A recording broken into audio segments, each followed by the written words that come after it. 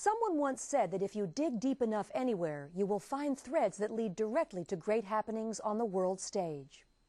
So it was when Urbandale resident Mary McLean began to dig into her own family history and discovered a direct link to what has been called the greatest mass migration of children in the world, the orphan trains.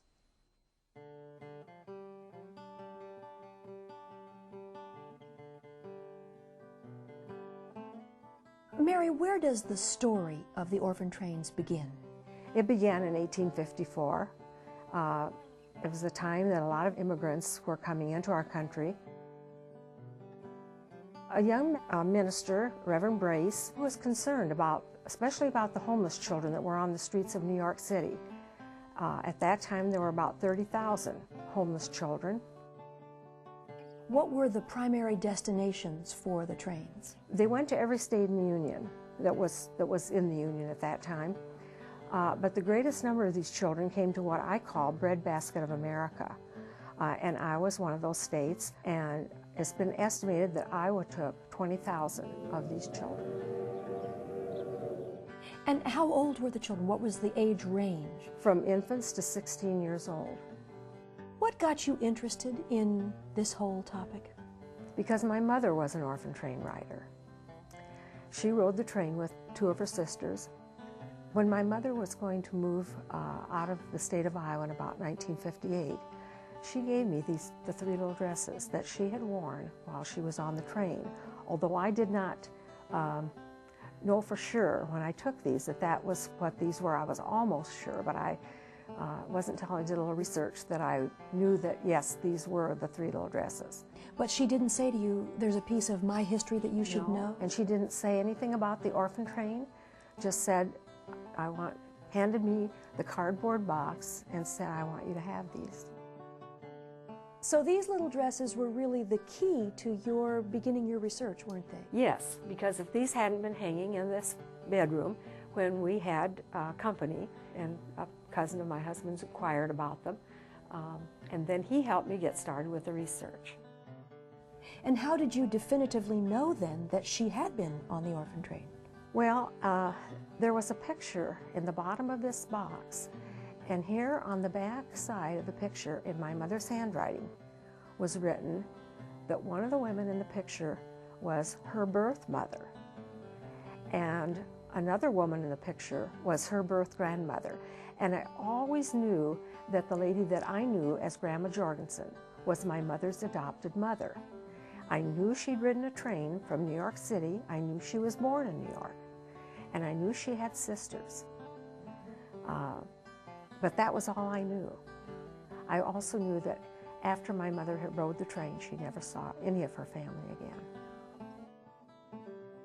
The Jorgensens, Annie and Andrew Jorgensen, who lived on a farm outside of Clear Lake, took my mother, and they had her for about a year when they legally adopted her.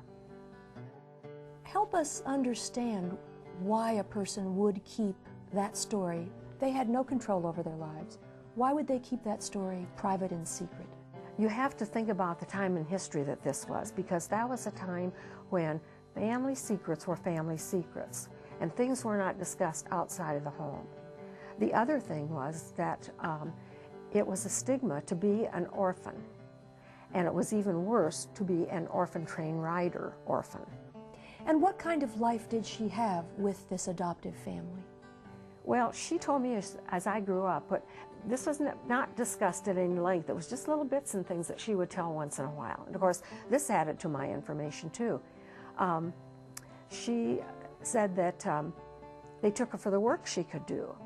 And my biggest regret is that my mother did not live long enough to even know what happened to some of the other riders, including her two sisters, because her two sisters were just shunted from one family to another.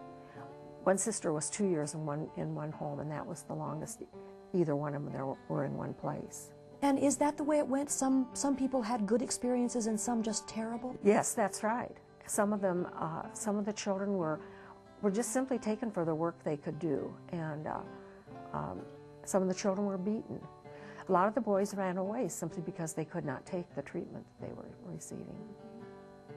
And yet, Morgan, when you talk to some of the riders now, some of the men, they will tell you that even despite the hardships that they went through, that they had a better life than what they would have had if they had stayed in New York. Mm-hmm. When did you begin interviewing people who had been orphan train riders?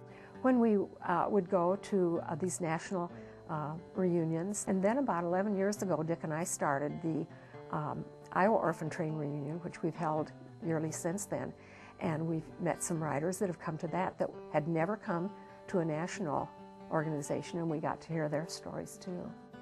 Tell us briefly a couple of the most poignant stories that come to mind. Well, Lee Nailing is one that I always tell. He was 8.5 and had a brother that was 6.5, and the father came to the Children's Aid Society the day before the children were to ride the train. And the reason he came was he was bringing the boy's 2.5-year-old brother to ride the train with the boys.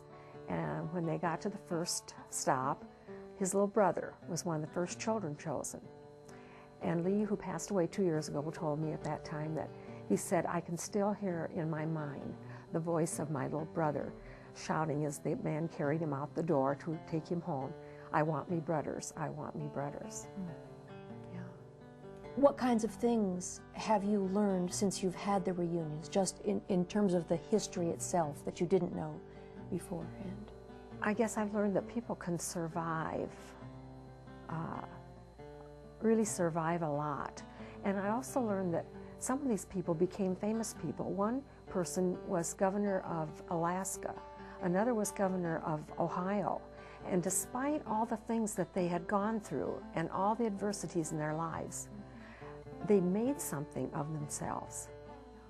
And even the ones that didn't become famous, they raised good families, they were good law-abiding citizens. What would you like to tell your mother now? What you know now, and never having really had that conversation with her? I have all these still unanswered questions. My mother died of breast cancer, and that was one of the reasons that I really wanted to find out what had happened to her two sisters, because I wondered if how prevalent this was in our family. And so that was one of the things that encouraged me to continue this.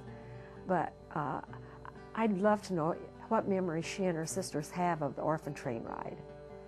What was it like? What were their feelings when their father took them to the Children's Aid Society and left them?